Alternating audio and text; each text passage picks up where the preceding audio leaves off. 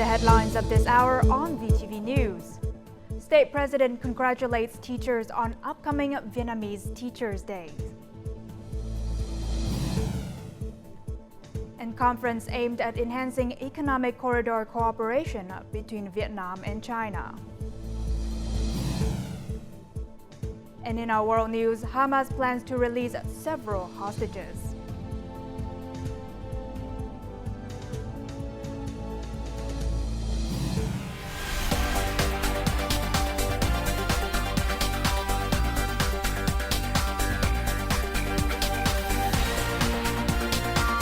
Broadcasting from Hanoi, the capital of Vietnam. VTV News starts right now. Good afternoon. It is 3 p.m. local time, and you're watching VTV News. I'm Huyên Trân with the top story. Now, State President Võ Văn Thưởng visited and congratulated teachers and students at the University of Social Sciences and Humanities and Vietnam National University in Ho Chi Minh City on Monday morning. This visit took place in celebration of the upcoming Vietnamese Teachers' Day. During his visit, the state president went to the Faculty of Philosophy, where he himself and several other philosophy students had studied over 30 years ago. He expressed his admiration for Professor Vũ Tình, former vice principal and director of the Center for Political Theory, and the dedicated teachers at the National University in Ho Chi Minh City who had guided them. The state leader appreciated their continuous research, teaching, and production of important textbooks, especially considering that philosophy is not a popular major. The teachers' extensive knowledge and exemplary personalities serve as inspiring examples for students.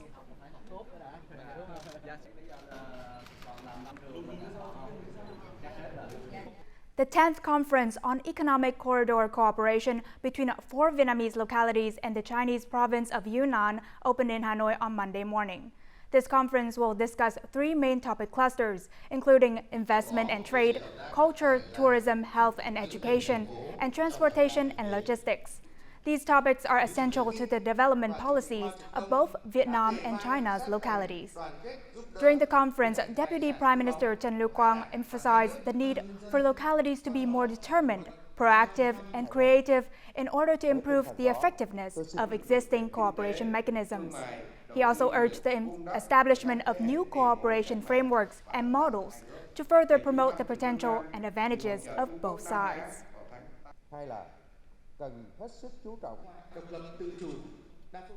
As of the end of October, there were 250 administrative formalities from 13 ministries and branches connected to the National Single Door mechanism. Approximately 66,300 businesses are using this mechanism for their administrative task. In the future, the General Department of Customs will develop a master plan for building and enhancing an information technology system to support the implementation of the national single window mechanisms in both the country and ASEAN. This plan aligns with the action plan for implementing the national single window mechanism, promoting logistics and facilitating trade from 2023 to 2026. Enterprises also need to collaborate with relevant agencies to exchange ASEAN's customs declarations, establish solutions, and create a roadmap for electronic document connectivity with partner countries such as Japan, China, and South Korea. So far this year, the government has issued numerous instructions, and ministry and localities have made efforts to accelerate the implementation of social housing projects. As of now, 20 provinces and cities have announced a list of 52 projects that are eligible for the $4.9 billion credit package. The current loan demands for social housing projects amount to approximately $2 billion. However, despite the authorities' efforts, businesses are still encountering difficulties and obstacles related to legal issues, land allocation, land price determination, and administrative procedures when applying for this credit package. Since April, only 2 commercial banks and 3 localities have implemented the $4.9 billion credit package for investors and purchasers of social housing and worker accommodations. However, after several months, only $3.8 million has been disbursed. 4 major state-owned banks are prepared to provide funding for these projects, but no investors have applied for approval yet. Many provinces and cities have not yet released the list of eligible projects for the credit package. I suggest that the authorities issue plans to all localities, taking into account the specific needs of each area for social housing. These plans should include the identification of lands that can be used for social housing projects. Localities should submit their plans for social housing projects for approval. Numerous meetings and directions from central agencies and local authorities have taken place since April. However, despite these efforts, the disbursement rate remains low. The deputies are requesting more decisive solutions to overcome obstacles and accelerate disbursement. Many localities have successfully implemented their projects. However, there are still some localities where project launches are ineffective. The root of these problems lies at the local level, where the capabilities of many investors and contractors are questionable. In addition to the government's efforts, localities should also learn from the solutions implemented by others to ensure the appointment of qualified contractors for social housing projects. There used to be many obstacles related to regulations on land use fees. However, this issue has been resolved for social housing projects. As a result, the implementation of social housing projects in localities is expected to increase. With this critical problem solved, I believe that the disbursement of the credit package will be more effective in the future. The Prime Minister has requested the State Bank of Vietnam to instruct commercial banks to review and further reduce unnecessary administrative procedures that create obstacles for businesses to facilitate access to credit packages for real estate projects and home buyers. The Ministry of Agriculture and Rural Development has announced that the General Administration of Customs of China has officially authorized a Vietnamese enterprise to export birds' nets to China. The approved products for export include bird's nets and cooked bird's nest pods. Currently, 45 enterprises have registered to export bird's nets to China, and these enterprises have received guidance from the Department of Animal Health on monitoring disease risk and ensuring food safety in accordance with China's requirements. Additionally, out of 63 provinces in Vietnam, 42 are involved in raising swallows, and with the highest number of bird nest houses located in Kiên Giang province. The export activities of traffic have shown signs of recovery, driven by increased demand in countries participating in the Comprehensive and Progressive Agreement for Trans-Pacific Partnership, or CPTPP. While challenges still remain, these developments are seen as positive trends for the remainder of the year. More in the following story. In the first week of November, export activities for traffic remained unchanged. However, export businesses and associations have observed several positive changes and have high expectations for the future development of this product in the upcoming months. The Chinese market has seen an increase in demand for trough fish products, so we anticipate an increase in export volume to this market in the final months of this year. In regards to the U.S. market, demand for trough fish products is expected to rise from February to April. U.S. importers have already begun purchasing trough fish. We hope to see a significant change in demand for this product in the upcoming months.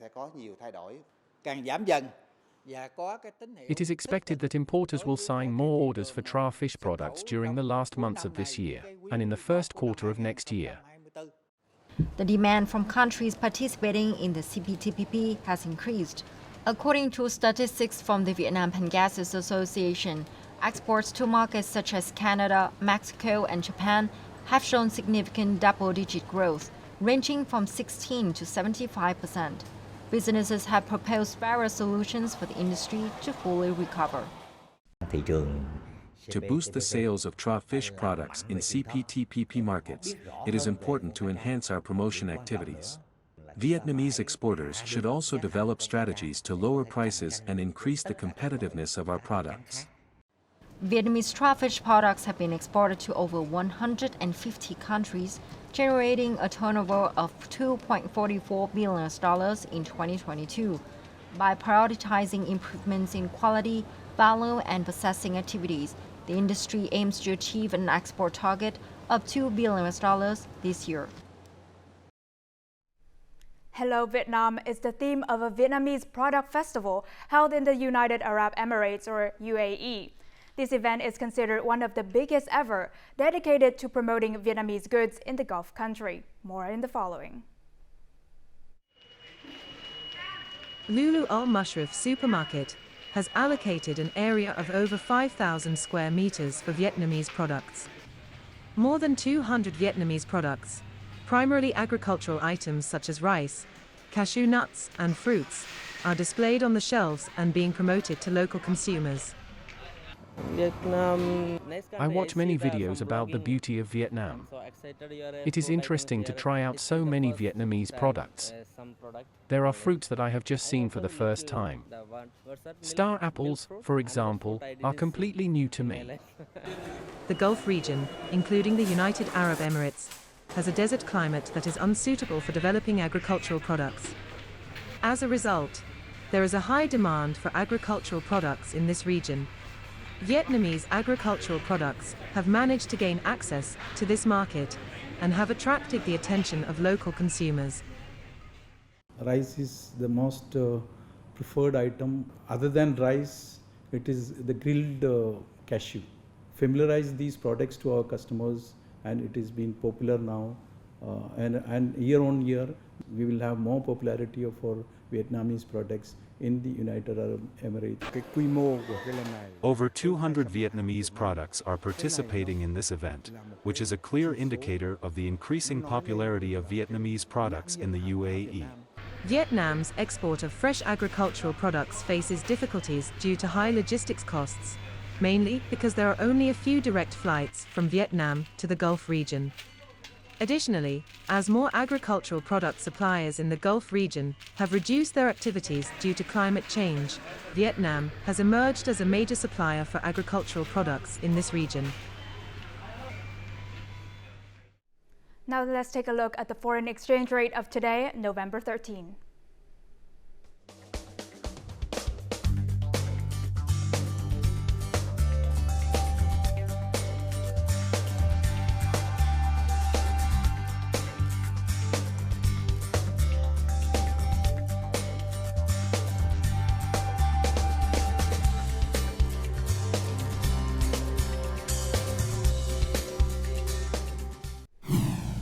Coming up next on VTV News.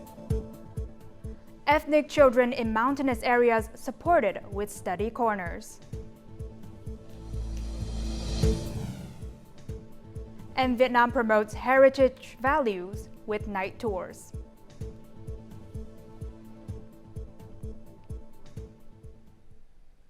Now moving on to other news, the central region is now experiencing the strongest mass of cold air since the beginning of the season.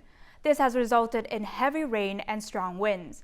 On Monday afternoon and evening, heavy rain is expected in provinces from Nghệ An to Phú Yên.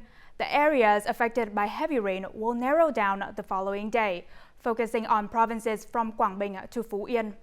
The forecast predicts that heavy rain to continue until this Friday, with some places expected to receive over 500 millimeters of rainfall. The eastern region of the Central Highlands is also experiencing similar weather conditions, with some areas receiving over 150 millimeters of rainfall. This poses a high risk of flash floods and landslides on hilly slopes. Floods on rivers from Quảng Bình to Phú Yên could reach alert level number 1, while rivers from Thừa Thiên Huế to Quảng Ngãi may reach alert levels 2 to 3. Ethnic children in mountainous areas face numerous challenges in pursuing their studies. For many of them, having a study corner is a dream, as they often have to study on their beds or in a corner of the kitchen. The lack of dedicated study space has had some impact on their academic performance. However, the collective efforts to provide these children with learning corners and bicycles have yielded positive results in the mountainous commune of Phước Kim, Phước Sơn District, Quảng Nam Province. Phước Kim is a commune in Phước Sơn District that faces significant challenges. The majority of families in this area are impoverished, and none of them are able to afford tables, chairs, and reading lamps for their children. Everyone here is experiencing poverty and hardship. None of the houses have a study desk. I would like to have a study desk so that I can sit and do my homework. Lý Minh Tám, a local resident, has taken it upon himself to establish a learning corner for children in Phie Kim Commune. He has purchased 47 study desks and reading lamps for the children in Chapan village. He has plans to procure desks for all underprivileged students in the commune. I want to support children in their education, ensuring that they at least complete 12th grade and have the opportunity to pursue higher education. By doing so, they can return to the region and contribute to the development of its economy and society.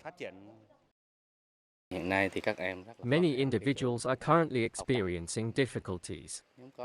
It is wonderful to have benefactors who donate to educational facilities in order to enhance the quality of children's learning. 3 years ago, a devastating flash flood swept away dozens of houses in Chapan village.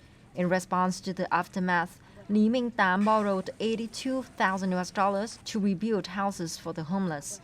Recently, he also purchased nearly 50 bicycles for poor students in this mountainous commune to support their journey to school. Hoang Liên National Park in Lào Cai province has prepared the necessary facilities to accommodate 4 kangaroos recently found in the wild in Cao Bằng province. This marks the first time that the Hoang Liên National Park Center for Rescue and Conservation received wild kangaroos. Recently, residents in Thạch An district, Cao Bằng province, discovered a total of 4 kangaroos in the wild. It was determined that all 4 had been abandoned by smugglers who were apprehended by rangers. However, these 4 individuals are currently being temporarily held at the Thạch An district forest ranger station. Kangaroos are native to Australia and New Guinea. The Đồng Tháp Provincial People's Committee has recently approved the project on conservation and development of red-crowned cranes in Tam Chim National Park for the period of 2022 to 2032.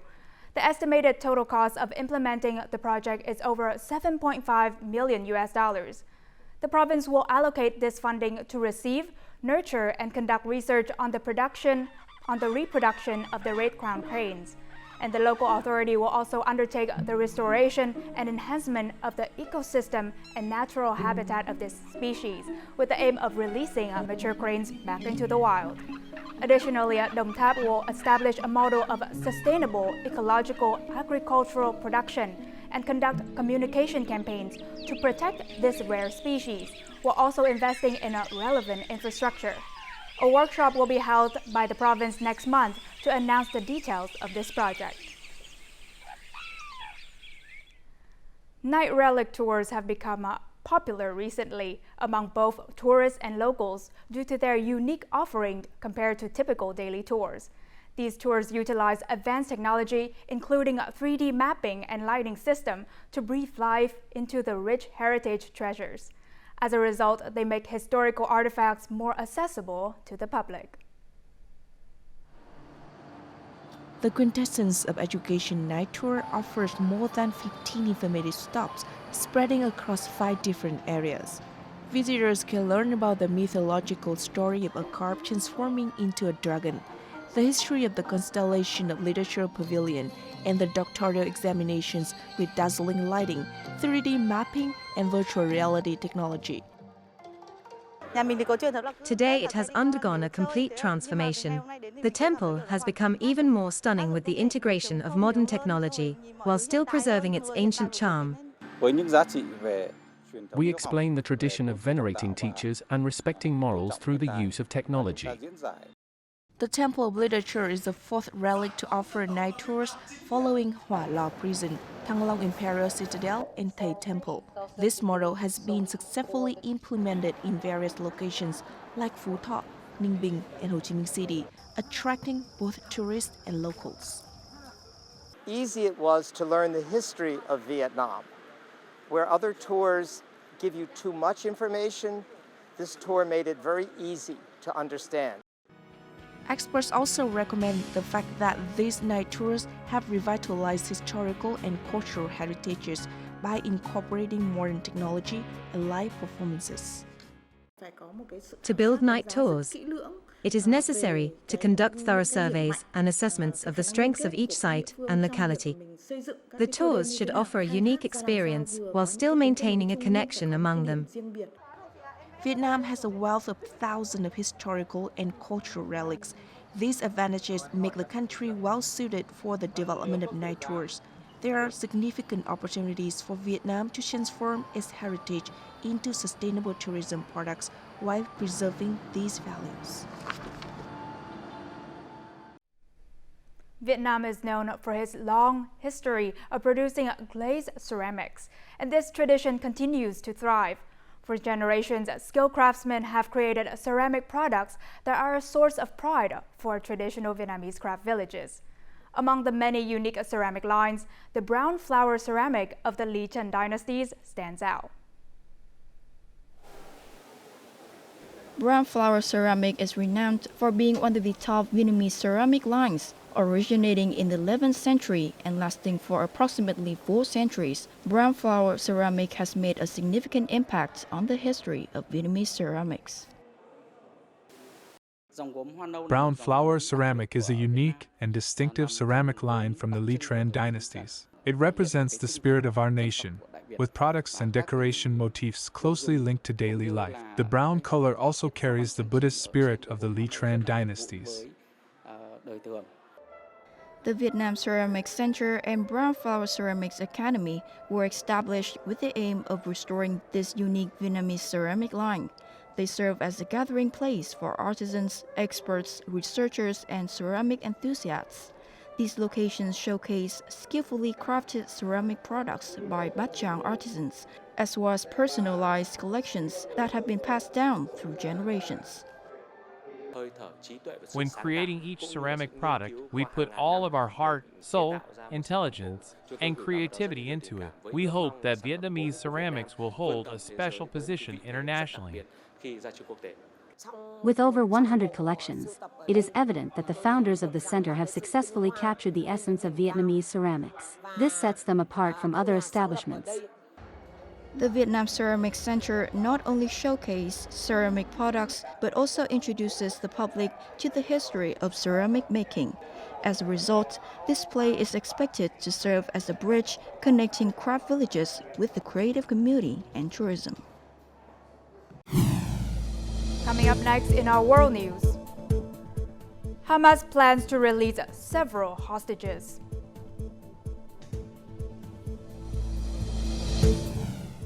And the melting of polar ice caps at very critical state, according to a European Space Agency.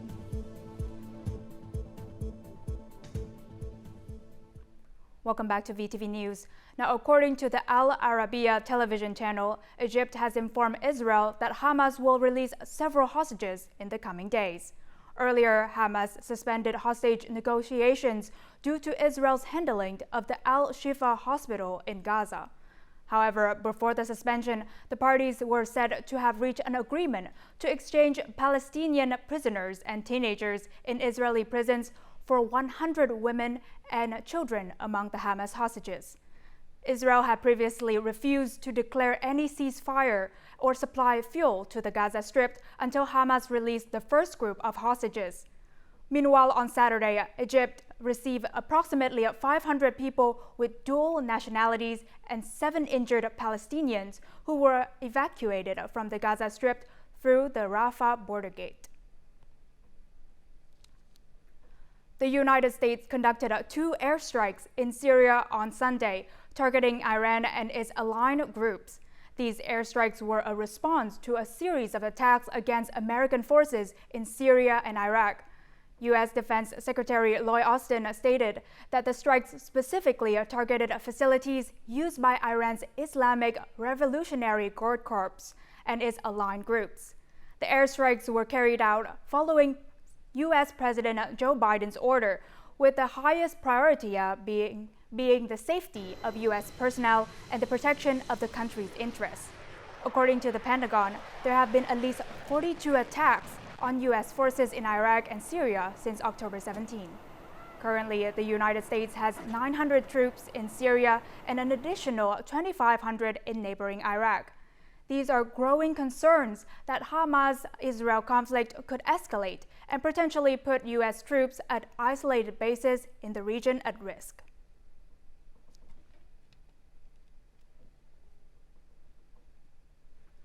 According to the European Space Agency chief, the melting of polar ice caps and glacier is a critical issue.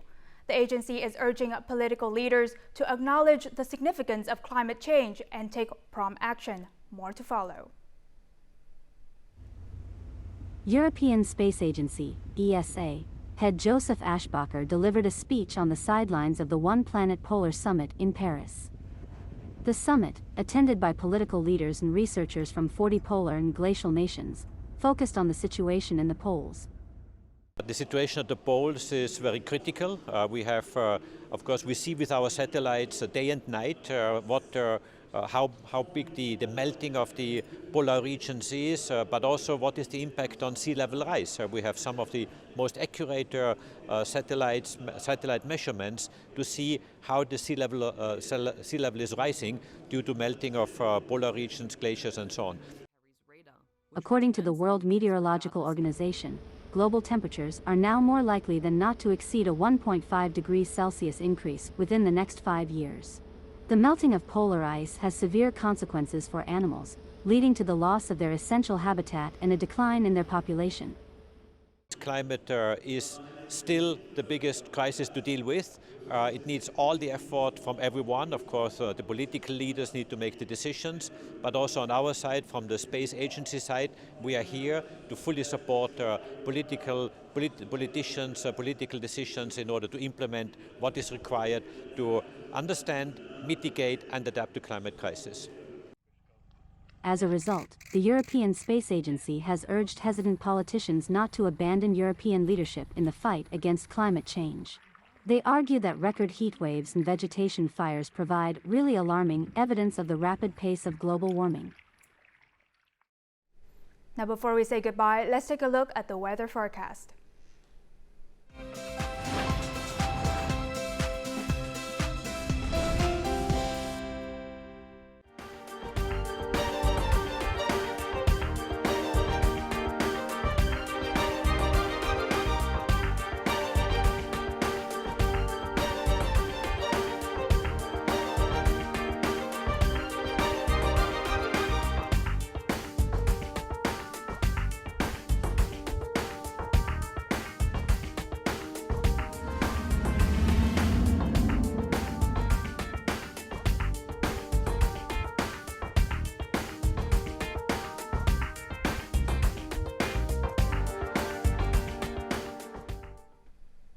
And that is it for this news bulletin. To rewatch our program, you can download our mobile app VTVgo or check out our YouTube channel VTV4Go. Thank you for watching and see you again.